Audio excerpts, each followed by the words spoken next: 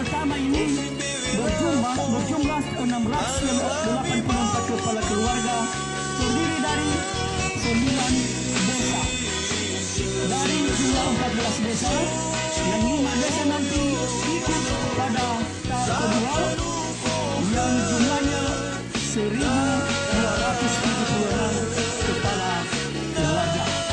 Maka jumlah yang menerima TPS provinsi di Kecamatan Ulugaro 1.960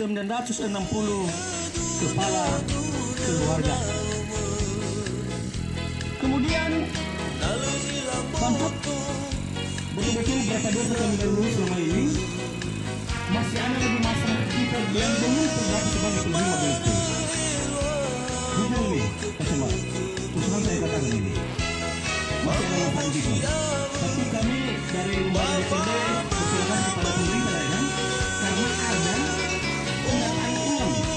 Kami dengar bahwa bupatinya setelah menghimbau seluruh kepala desa yang 110 desa untuk menghimbau mendata uang bagi masyarakat kita yang belum dapat.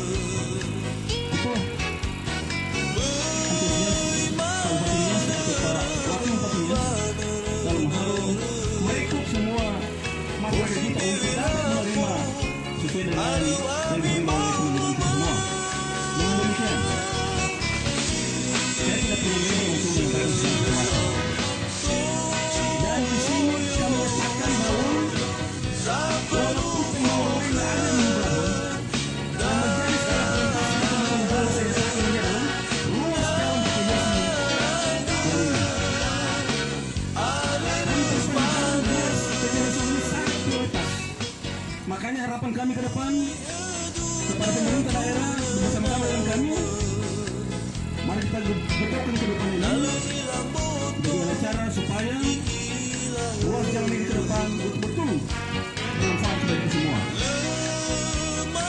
Ini ketinggalan dipanggil orang ini kecamatan terkait rupanya kenyataannya ini jalannya sampai sekarang masih seperti dulu. Tapi saya tidak ragu. Ada walafat maskor lagi. Wa simulunya dah hezumo ita. Lafat maskor. Padu ke